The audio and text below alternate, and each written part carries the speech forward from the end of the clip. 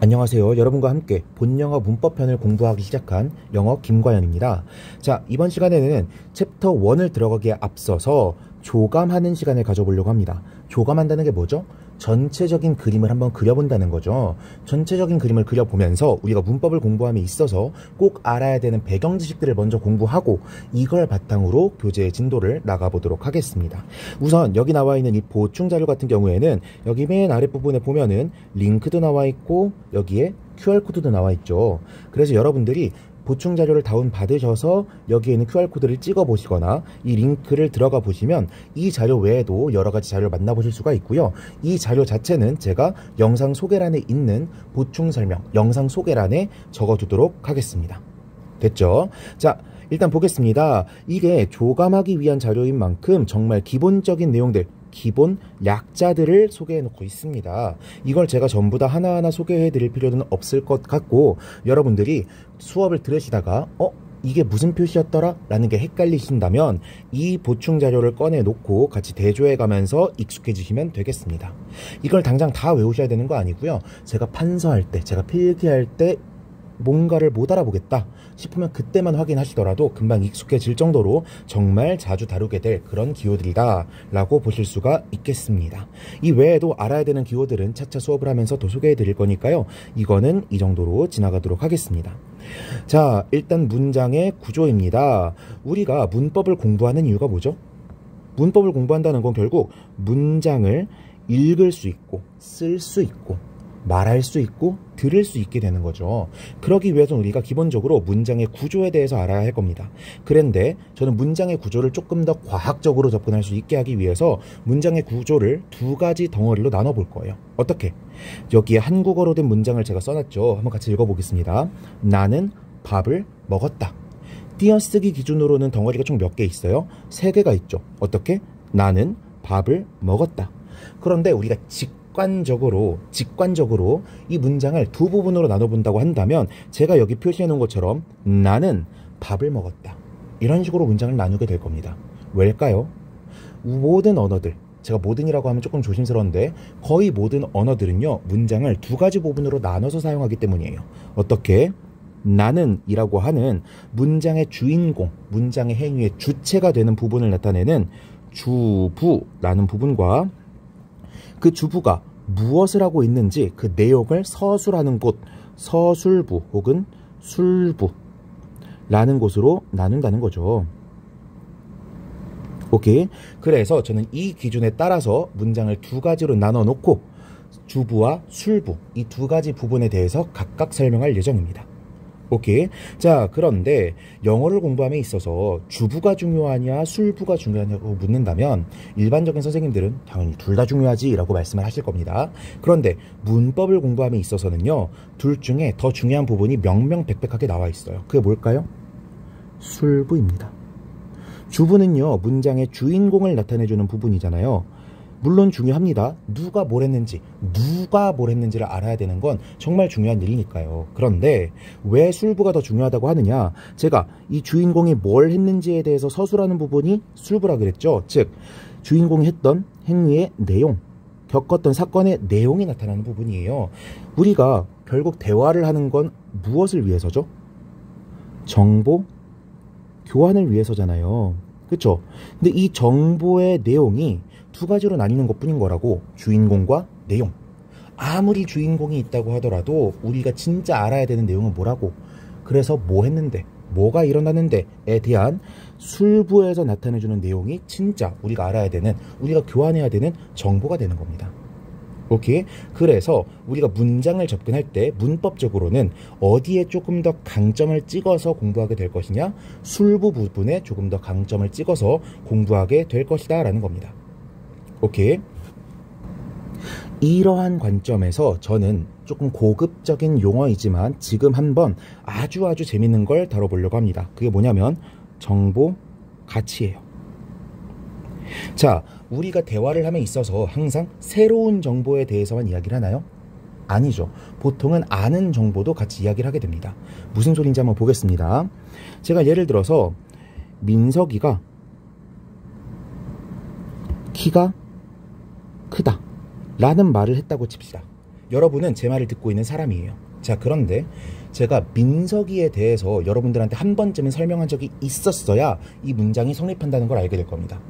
예를 들어서 갑자기 여러분들한테 제가 기훈이가 영어 가르쳐, 민석이가 키가 커, 철수가 밥을 먹어, 이런 얘기를 했다고 쳐봅시다. 근데 여러분들이 민석이가 누군지도 모르고요, 철수가 누군지도 모르고요, 기훈이가 누군지도 몰라요. 그러면 여러분들은 물어보게 되겠죠. 그게 누군데? 기훈이가 누군데? 민석이가 누군데? 이렇게 물어보게 될 거라는 겁니다. 즉 우리가 대화를 함에 있어서 100% 모르는 정보만, 알고 싶은 정보에 대해서만 말을 하는 게 아니에요. 우리는 대화를 할 때 아는 정보, 이미 알고 있는 정보에 대해서도 이야기를 하게 되고요. 이미 알고 있는 정보라는 건 한 번쯤 다뤄본 정보라는 거죠. 그런 의미에서 우리는 구정보라는 표현을 쓰게 됩니다. 반대로 우리가 모르는 정보는 뭐라고 부를까요? 모르는 정보, 혹은 알고 싶은 정보, 전하고 싶은 정보, 이런 것들은 구정보의 반대말인 신정보가 되겠죠. 자, 그런데 제가 지금 필기를 어떻게 하고 있어요? 주부가 나타내는 부분에 구정보라고 적고 있고 술부가 나타내는 부분에 신정보라고 적고 있죠. 자, 상식적으로 생각해 봅시다. 제가 아까도 민석이가 밥 먹어, 기훈이가 밥 먹어 라고 했을 때 민석이가 누군지는 최소한 서로 알고 있어야 되고 기훈이가 누군지는 서로 알고 있어야 된다 그랬죠. 그쵸? 그래야지 말이 통할 거니까, 다르게 말해서 우리가 주어라고 말하는 부분은요 100%는 아니지만 보통은 구정보를 가리키게 됩니다. 이미 한번 다뤄졌던 정보, 이미 독자 혹은 청자가 알고 있을 거라고 생각하는 정보를 주어에서 한번 말해주는 거예요. 그리고 보통은, 제가 계속 보통이라고 말하고 있습니다. 보통은 술부 부분에서 신정보가 나타나게 되고요. 술부가 주부보다 앞에 있어요, 뒤에 있어요? 뒤에 있죠.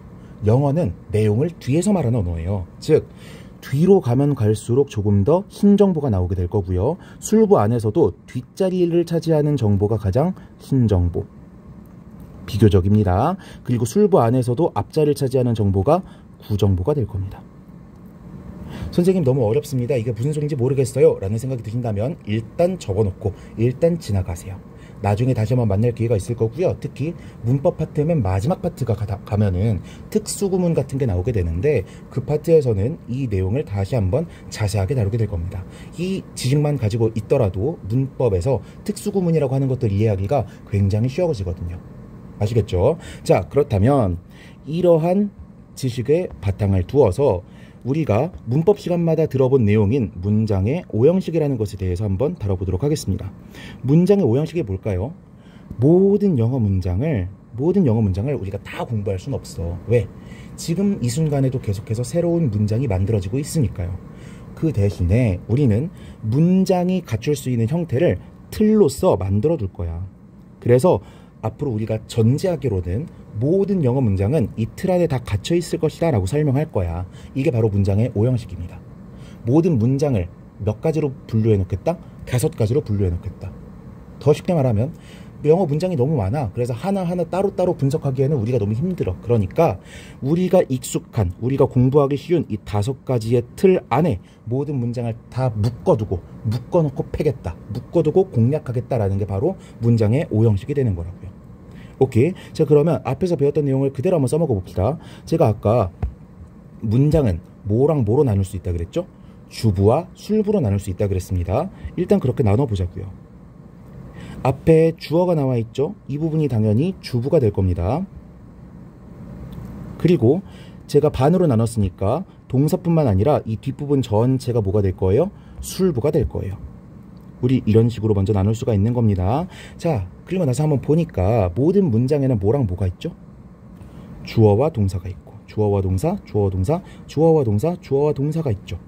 즉 모든 문장에 주어와 동사가 있다라고 하는 건 문장의 형식을 나눔에 있어서 주어와 동사가 있는지 없는지는 구분점이 된다는 말일까요? 안 된다는 말일까요? 안 된다는 말이겠죠. 모두한테 있으니까. 그렇죠? 그렇다면 우리가 눈여겨봐야 되는 부분은 어디예요? 동사 뒷부분. 이 뒷부분이 되는 겁니다. 됐죠? 자, 그렇다면 이제 술부에 집중해서 봐야 된다는 건 알겠어. 그런데 술부 안에 모두가 가지고 있는 녀석이 있었으니 그게 누구예요? 동사죠? 그쵸? 모든 형식에서 모든 술부에는 뭐가 있어요? 동사가 있어요. 다르게 말하면 술부에서 가장 중요한 녀석을 우린 뭐라고 부를 수 있다? 동사라고 부를 수가 있다는 겁니다. 얘가 가장 중요한 녀석이에요. 그러면 얘가 가장 중요한 대빵이라는 관점에서 전 이렇게 설명할 겁니다. 뒤에 나오는 이 녀석들, 아무것도 없는지, 보어가 있어야 되는지, 목적어가 있어야 되는지, 이러한 것들은 누가 결정한다고 설명할 수 있겠느냐? 바로 동사가 결정한다라고 설명할 수가 있겠죠. 왜? 동사가 제일 중요한 애니까. 됐습니까? 다시 한번 정리해서 말해볼게요. 우리가 지금 부수려고 하는 건 술부 부분입니다. 왜? 술부의 형태에 따라서 문장의 형식이 달라지고 있다는 걸 알았으니까요. 근데 그 술부에서 모든 문장 형식마다 다 가지고 있는 녀석이 있어? 그게 누구였어요? 동사였습니다. 그렇다면 우린 이렇게 짐작할 수 있다. 뭐라고? 동사가 제일 중요하구나. 그럼 얘가 가장 중요하다는 말은 이 뒤에 나오는 애들은 전부 다 누굴 위해 존재하는 녀석이다? 동사를 위해 존재하는 녀석이다 라고 말할 수가 있겠죠. 오케이. 그러면 이런 식으로도 설명해 볼까요? 이 뒷부분은요, 동사가 동사로서 기능할 수 있게끔 그 의미와 문장 성분을 보충해주는 보충어들입니다. 즉, 얘네들의 존재 가치는 누구에 의해서 결정되는 거예요? 동사에 의해서 결정되는 거예요. 동사의 의미, 동사의 형태를 완성시켜주는 것들이 바로 이 뒤에 있는 녀석들이고, 이 보충어가 있어야만 동사는 올바르게 사용될 수가 있습니다. 예를 들어서 일형식 동사 같은 경우에는요, 뒤에 아무런 문장 성분이 없어야 완벽하게 사용이 된 거고요. 이형식 동사 같은 경우에는 뒤에 보어가 있어야 완벽하게 사용이 된 겁니다. 삼형식 동사는 어떻게 사용돼야 되겠어요? 뒤에 목적어 하나만을 가지고 와야만 완벽하게 사용되는 게 되겠죠. 여기까지 이해되셨습니까? 되셨죠? 자, 좋습니다. 그렇다면 다음 페이지로 넘어가 볼게요. 제가 지금 주어, 동사, 목적어, 보어 같은 걸 신나게 떠들었습니다. 아마 여러분들 눈치껏 여기에 나와 있는 약자들이라는 걸 전부 다 보면서 공부하셨을 거예요.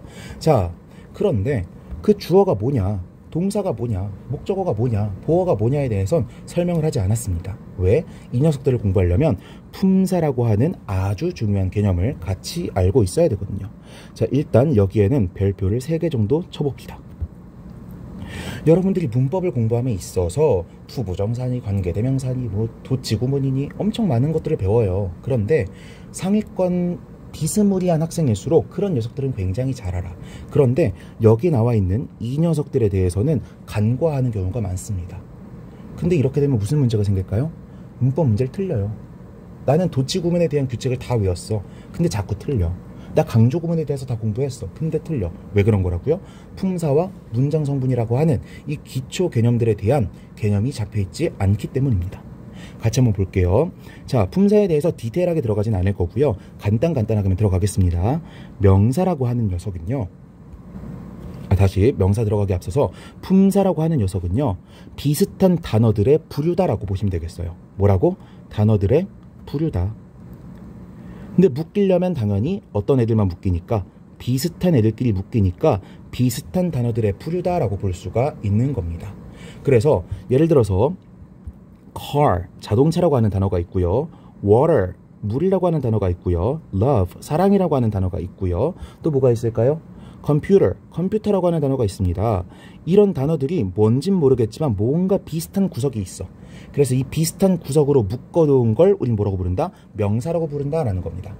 오케이. 사전적으로는 이름 명자가 붙어서 이름을 나타내는 것들은 다 명사다라고 우리가 배우고는 있는데요. 그렇게 정확한 정의는 아니고 그냥 뭐라고만 일단 알아둘 거냐면, 명사는 뭔가 딱 떨어지는 애들, 정의될 수 있는 것들을 명사라고 부를 거고, 이게 뭔 소리인지 모르더라도 일단 지나가는 거예요.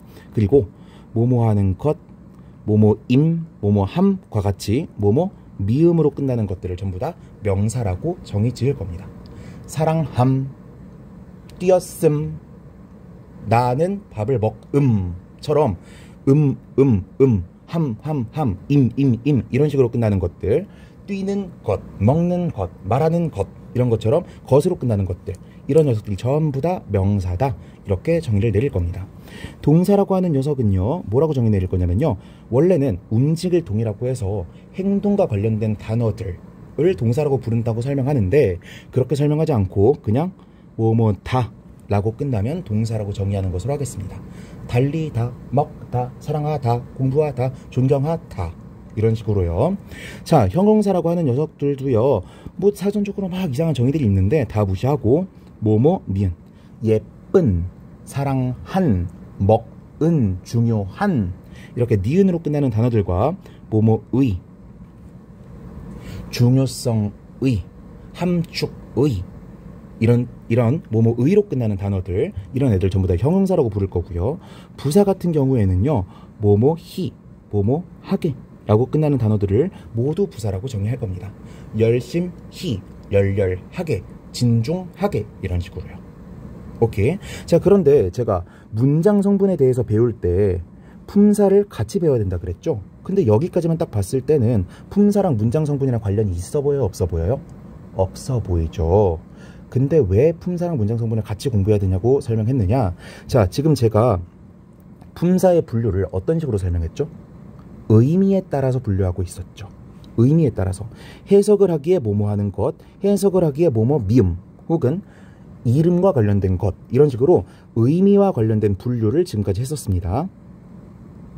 그런데요, 문장 성분과 관련해서도 정의를 내릴 수가 있어요. 이게 무슨 뜻이냐? 명사라고 하는 애들은 어떤 애들을 명사라고 하느냐? 문장 내에서 주어, 목적어, 보어 자리에 들어갈 수 있는 애들을 명사라고 하겠다. 괜찮죠? 단어들 중에서 문장 내에서 동사 자리에 들어가는 것들을 동사라고 이름 붙이겠다. 단어들 중에서 문장 내에서 보어 역할로 쓰일 수 있는 것들을 형용사라고 하겠다. 문장 내에서 아무런 문장 성분으로도 쓰이지 못하는 것들을 부사라고 하겠다. 이런 식으로도 정의를 내릴 수가 있다고요. 오케이? 어려운 말로 이거를 의미적으로 분류하는 것과 통사적으로 분류하는 것, 문장 구조적으로 분류하는 것이라고 말을 하긴 하는데 우리가 그런 것까지 알 필요는 없고요. 아무튼 조금 더 여러분이 공부하기에 유리한 건 바로 이 정의입니다. 앞으로 주, 목, 보 자리에 들어가는 모든 단어를 명사라고 부를 거다. 동사 자리에 들어가는 모든 단어를 동사라고 부를 거다. 이런 식으로 분류를 하시게 될 거예요. 자세한 내용은 차차 공부를 하시면서 익히시게 될 거고요. 오케이. 자, 그런데 여기에 나와 있는 주어, 동사, 목적어, 보어 같은 경우에도 뭔지에 대해서 살짝은 언급을 해야겠죠. 앞에서 품사도 의미적으로 분류했던 것처럼 문장 성분도 의미적으로 설명을 드리면요. 주어는요, 문장 내에서 은, 는, 이, 가 라고 해석되는 녀석들이고, 동사는 뭐뭐다 라고 해석되는 녀석들이고, 목적어는 두 가지 종류가 있는데요. 간접 목적어, 직접 목적어라는 게 있습니다. 우리가 간접이니 직접이니 이런 명칭을 붙이지 않고 쓰면 보통은 직접 목적어를 나타낸다 라고 보시면 돼요. 간접 목적어는요, 뭐뭐에게 라는 의미로 해석이 되는 경우가 많고요. 직접 목적어는 뭐뭐을 이라고 해석이 되는 경우가 많습니다. 보어 같은 경우에는요, 해석으로 접근하기는 좀 어렵고요. 뒤에서 동사의 종류에 대해서 다룰 때 다시 한번 말씀드리도록 하겠습니다. 됐죠? 자, 이렇게 해서 품사와 문장 성분을 다시 한번 정리해 보았습니다. 그렇다면 문장 성분이라고 하는 어려운 말을요, 아까는 어떤 식으로 정의했던 거냐면 문장이 있으면 문장의 구성 성분을 문장 성분이라고 한다 라고 동어 반복을 했죠. 성분은 곧 성분이다라고. 그런데 이제 품사라는 걸 배우고 나니까 뭐라고 정의할 수 있냐면요, 특정한 단어 부류가 들어갈 수 있는 일종의 자리다라고 정의 내릴 수가 있는 겁니다. 문장 내의 자리. 오케이. 자, 여기까지 봤다면 이제 넘어가서 수식어에 대해서 볼 건데요. 제가 앞에서 말씀드렸던 것들 중에 이 형용사랑 부사라고 하는 녀석들이 수식어가 됩니다. 이 수식어라고 하는 건 뭐냐? 무언가를 꾸며준다, 부연 설명해준다, 아니면 덧붙인다, 설명한다. 이게 바로 수식의 정의가 된다고 볼 수가 있는데, 정확히 수식어가 뭔지에 대해서는 차차 공부해 가시면 되는 거고요. 일단 형용사랑 부사가 수식어라는 하나의 분류 안에 이렇게 나눠져 있죠. 목차가 짜여져 있잖아. 그렇다는 건 둘이 같다 다르다. 다르니까 명칭을 다르니까 명칭을 다르게 분류해 놓은 거겠죠. 그러면 형용사랑 부사는 어떤 차이가 있느냐? 수식 대상에 있어서 차이가 있다. 누구를 수식해 주느냐, 형용사는요, 명사만 수식해 줄 수가 있고요. 부사는 명사 빼고 다 수식해 줄 수가 있습니다. 됐죠? 그런데 명사 빼고 다라고 하면 여러분들은 멘붕이 올 겁니다. 왜? 명사 빼고 다가 뭔데? 범위를 정해줘야 빼고 다니까 뭔지를 알 수가 있잖아. 무슨 소리예요? 나는 기훈이 빼고 다 좋아해 라고 얘기를 했어. 그런데 기훈이 빼고 다라는 게 전 인류를 말하는 건지, 아니면 모든 생명체를 말하는 건지, 아니면 모든 존재를 말하는 건지 알 수 있어요, 없어요? 없잖아요. 내가 범위를 우리 반에서 기훈이 빼고 다 좋아해 이런 식으로 말을 해줘야 아, 누구를 좋아하고 누굴 싫어하는구나 이걸 명확히 알 수 있는 건데, 제가 그냥 명사 빼고 다라고만 말해버리면 여러분은 알 수가 없다고요. 그런데 우리가 지금 품사 몇 개 배웠어요? 딱 4개 배웠죠? 4개만 배웠으니까 이 안에서만 싸우면 되는 거예요. 자, 명사, 동사, 형용사, 부사 이 4개 중에서 명사 빼고 다라고 했으니까 누구누구겠어? 동사 수식 가능하고 형용사 수식 가능하고 부사 수식 가능하겠네요. 즉 부사는 누구누구 꾸며줄 수 있다? 동사, 형용사, 부사를 꾸며줄 수 있다. 이렇게 보시면 되겠네요. 선생님, 근데 여기 뒤에 절 전체라는 말이 있는데요. 절이 뭐죠? 일단은 절은 문장이랑 비슷한 말이다 라고 말하고 그냥 지나갈 거고요. 다르게 말하면 문장 전체를 수식해 줄 수도 있다 라고 정리할 수가 있겠습니다. 이 정도만 설명하고 간단하게 넘어가 보도록 할게요. 자, 이제는 동사의 종류에 대해서 알아볼 건데 왜 굳이 동사의 종류에 대해서 따로 공부해야 될까요? 앞에서 말씀드렸습니다. 우리가 문장의 구조에 대해서 공부할 때 진짜 중요한 부분은 주부라 그랬어요? 술부라 그랬어요? 술부라 그랬죠. 그리고 이 술부에서 가장 중요한 녀석이 뭐라 그랬어요? 동사라 그랬잖아. 그러니까 동사에 대해서 공부하는 건 너무 당연하겠네.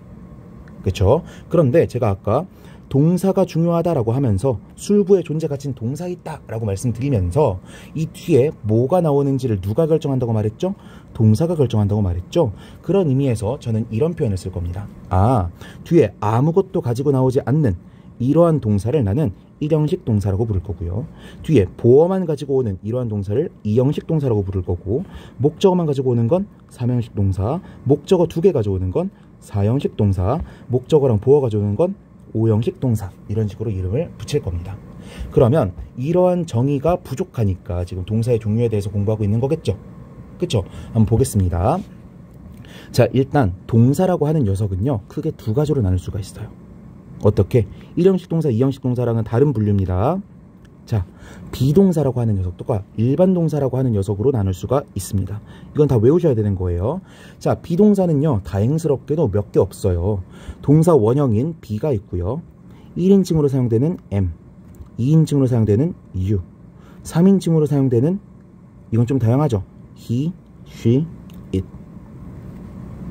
자, 복수형으로는 어떻게 사용이 될까요? I 는 1인칭은 복수로 보죠? we잖아요. we are, you are, he is, she is, it is. 이런 식으로 비동사의 종류는 많지가 않습니다. 얘네 과거 시제형은 어떻게 될까요? was, were 이렇게 2개만 되고요. was 같은 경우에는 단수일 때, were 같은 경우에는 복수일 때라고 보시면 되겠습니다. 자세한 내용은 나중에 문법책에서 다시 볼 거니까 간단하게만 말씀드리는 거예요. 그리고 우리가 단어를 공부할 때 과거 분사형이란 것도 배우게 될 텐데 비동사의 과거 분사형은 딱 하나밖에 없습니다. been. 여기까지만 정리해볼게요. 다시 비동사의 종류는 뭐밖에 없다? am, are, is. 과거형은 was, were. 과거 분사형은 been. 이렇게밖에 없다. 오케이. 이건 일단 싹 지워버릴게요. 자, 그런데 이러한 비동사는요, 뜻이 크게 2가지밖에 없습니다. 뭐랑 뭐예요? 있다와 뭐뭐이다. 자, 그런데 있다 같은 경우에는 기훈이가 있다 까지만 말을 하더라도 의미 전달이 돼요, 안 돼요? 되죠. 있다라는 말은요, 뒤에 따로 뭔가가 덧붙여지지 않더라도 의미 전달을 충분히 할 수가 있습니다. 그렇죠? 그런데 무엇이다라는 뜻도 된다고 써져 있네요. 그런데 기훈이는 무엇이다. 민섭이는 무엇이다. 철수는 무엇이다. 이런 식으로 말을 했어요. 그럼 여러분들은 뭐라고 말해야 될까요? 대답할 때 무엇이 뭔데 싶더가 라고 물어볼 수밖에 없겠죠. 왜? 무엇이라고 하는 정보를 비워놓고 말하고 있잖아요. 그쵸? 이렇게 비어있는 의미 부분을 보충해주는 말이 필요합니다. 그걸 뭐라고 부른다? 보어라고 부른다. 제가 이걸 왜 설명하고 있을까요? 비동사는 크게 용법이 두 개인 겁니다. 하나는 있다, 하나는 이다. 있다 같은 경우엔 의미가 완전해. 그러니까 뒤에 보어가 오면 안 돼요. 보어 없이도 의미가 완전하기 때문에. 됐죠? 근데 무엇이다라는 뜻으로 사용이 될 때는 뒤에 보어가 반드시 있어야 된다고. 왜? 빵꾸가 뚫려 있으니까. 의미에 빈자리가 있으니까 그 자리를 채워주는 단어가 뒤에 와줘야 된다는 겁니다. 이해되셨습니까? 그런데 보어 자리엔 누구누구 올 수 있다고 위에서 배웠죠? 위에서 보어 자리에는 타고 올라가 보니까 명사와 형용사가 올 수 있다고 했었죠. 아, 그렇다면 이렇게도 말할 수 있겠다. 비동사가 무엇이다라고 사용될 때는 뒤에 형용사나 명사가 뒤따르겠구나 라고요. 됐죠? 그리고 우리가 아까 배웠던 기준으로 다시 한번 접근해 볼까요? 비동사는 있다라고 사용되면 뒤에 아무것도 안 온다 그랬죠. 몇 형식 동사? 1형식 동사. 무엇이다라고 사용되면 뒤에 보어가 와야 된다 그랬죠. 몇 형식 동사? 2형식 동사. 아, 비동사는 기본적으로 몇 형식과 몇 형식으로 사용될 수 있다? 1형식과 2형식으로 사용이 될 수가 있다라는 겁니다. 오케이. 자, 그 다음 일반 동사는요, 비동사를 제외한 모든 동사라고 보시면 되겠어요. 동사라고 하는 게 이만큼이 있는데 비동사가 이만큼 있다면 이 나머지는 싹 다 뭐라고? 일반 동사라고요. 오케이? 그래서 일반 동사의 종류는 너무 다양하기 때문에 여기서 다 다룰 수는 없고요. 그냥 우리가 사전에 쳤을 때 동사라고 나오는 것들, 스윙이랄지, hit, 때리다랄지, 아니면 study, 공부하다랄지, 아니면 learn, 학습하다랄지 등등등등등 모든 동사가 다 일반 동사라고 보시면 되겠습니다. 됐죠? 그런데 제가 아래에 뭔가 하나를 더 덧붙여 놨습니다. 뭐라고 써놨죠? 조동사라고 써놨죠. 조동사라고 하는 거는요, 동사라고 보긴 조금 애매한 그런 친구들이에요. 어떤 것들이 있냐면 can, will, 뭐 shall 등등등등. 다 쓰기 귀찮으니까 이 정도만 쓸게요. 조동사는 이름에서부터 알 수 있듯이 도울 조자거든요. 동사를 도와주는 애예요. 동사의 의미를 덧붙여주는 애입니다. can 같은 경우에는 뭐뭐 할 수 있다라는 뜻이고요. 여기에도 뭐뭐 할 수 있다라고 빵꾸가 뚫려 있잖아요. 이 조동사는 진짜 도와주는 역할밖에 안 되는 거야. 그래서 일반 동사 swim 같은 애가 딱 나왔어. 여기 앞에 can이 딱 붙어 있어. 그러면 수영하다 플러스 뭐뭐 할 수 있다니까 무슨 뜻이 되겠어요? 수영할 수 있다. 이런 식으로 뜻이 덧붙여지게 되는 겁니다. 조동사는 이렇게 뜻을 덧붙이는 역할밖에 없다 정도만 일단 기억해 두시고요. 나중에 조동사에 대해서 공부할 때 조금 더 딥하게 들어가 보도록 하겠습니다. 이렇게 동사를 기본적으로 뭐랑 뭐를 나눠볼 수 있다고 했죠? 비동사와 일반 동사로 나눌 수 있다 그랬죠? 이게 첫 번째 분류입니다. 이제 두 번째 분류로 가볼게요. 자, 가장 중요한 분류입니다. 이건 별표 하나 쳐놓을게요. 동사는요, 자동사와 타동사라는 것으로 나눠볼 수가 있어요. 자동사의 약자는 VI고요. 타동사의 약자는 VT입니다. 전 앞으로 이 약자를 굉장히 많이 쓸 거거든요. 근데 여러분들이 VT, VI, 뭐가 자동사고 뭐가 타동사지? 막 엄청 헷갈릴 거예요. 어떻게 기억하시면 되냐면 타동사라고 했죠. T가 들어있네요. 트트트, 타타타, 타동사. 아, 이건 외웠다, 그쵸? 그럼 I는 뭐죠? I는 자랑 전혀 관련 없는데 하나 남았잖아요. 하나 남은 게 자동사겠지. 오케이?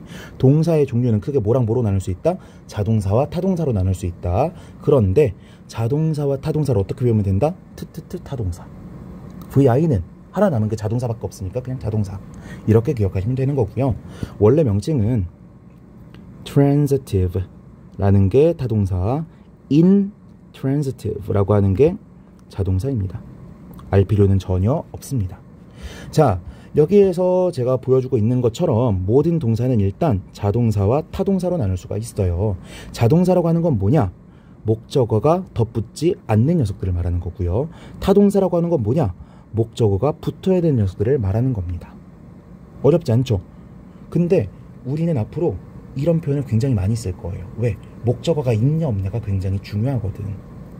오케이. 그리고 나서 자동사와 타동사만큼 중요하진 않아서 요즘 학교 선생님들, 학원 선생님들은 잘 가르쳐주지 않지만 완전동사, 불완전동사라는 것도 있습니다. 보어가 있느냐 없느냐를 나누는 기준인데요. 완전동사 같은 경우에는 보어가 등장하지 않고요. 불완전동사 같은 경우에는 보어가 등장합니다. 오케이. 그런데 이렇게 완전 동사, 불완전 동사랑 자동사, 타동사를 합쳐 부르게 되면 완전 자동사, 불완전 자동사, 완전 타동사, 불완전 타동사 이렇게 분류가 너무 많아지게 되죠. 이렇게 분류가 너무 많아지게 되니까 우리는 보통 이런 표현을 안 쓰고 뭐라고 부를 거냐? 1형식 동사, 2형식 동사, 3형식 동사, 4형식 동사, 5형식 동사 이런 식으로 형식에 따라서 명칭을 붙여서 부르게 될 거예요. 오케이. 왜 그럴까? 이렇게 한번 나눠볼까요? 3형식 앞까지는 뭐가 없어요? 뭐가 없어요? 목적어가 없죠. 3형식 뒤부터는 뭐가 있어요? 목적어가 있죠. 우리가 몇 형식 동사다라고만 얘기하더라도 목적어가 있는지 없는지 같은 걸 전부 다 말할 수 있죠. 보어가 있는지 없는지도 말할 수가 있죠. 그러니까 보통은 1형식 동사니 2형식 동사니 이런 표현을 쓸 거고 1, 2형식과 3, 4, 5형식이 가지고 있는 특징이 따로따로 있거든요. 그거를 말할 때만 자동사니 타동사니 라는 표현을 사용하게 될 겁니다. 아시겠죠? 자, 이렇게 하면 기본적으로 우리가 공부해야 되는 용어들을 전부 다 살펴본 것인데 뒤에 제가 하나를 더 덧붙여 놨습니다. 이게 뭘까요? 문장의 7형식이래요. 자, 이거 알 필요 없고요. 이거는 참고사항입니다. 제가 참고사항이라고 말하는 것들은 진짜 꼭 알아야 되는 것들은 아닌 것들인데 알아두면 재밌을 만한 것들이에요. 자, 문장의 5형식과 비교했을 때 7형식의 독특한 특징은 바로 이 A에 있습니다. 이 A는요, 영어로는 adverbial 이라고 하고요. 부사류 혹은 부사어라고 부르는 녀석들이에요. 그런데 7형식을 다룰 때 adverbial 이 친구는요, 그냥 부사류, 그냥 부사어라고 부르지 않고 필수 부사류, 필수 부사어라고 부르게 될 겁니다. 왜 그럴까? 아까 부사는 문장 성분이라고 했어요? 아니라 그랬어요? 아니라 그랬죠. 문장 성분 자리에 유일하게 들어가지 않는 게 부사라고 했습니다. 그런데 지금 뭐라고 불렀어? 필수 부사어라고 불렀죠. 필수가 붙는다는 건 문장에서 꼭 필요한 녀석이라는 거고 문장 성분이 될 수 있다는 걸 의미하는 거잖아요. 그쵸? 무슨 소리일까? 자, 문장의 5형식이라고 하는 거는요, 부사어를 꼭 가져야만 하는 동사들이 몇 개가 있는데 걔네를 굳이 신경 쓰지 않겠다. 나는 보어랑 목적어가 있는지 없는지만 가지고 문장을 분류하겠다라는 생각으로 나눠놓은 게 문장의 5형식이에요. 문장의 7형식은 조금 더 확장해서 그래, 목적어, 보어 중요하지. 그런데 우리 부사어를 꼭 가지고 있어야 되는 동사의 중요성도 간과하면 안 된다? 얘네도 굉장히 중요한 애들이다? 라고 말하고 싶어서 조금 더 복잡하게 만들어 놓은 게 문장의 7형식입니다.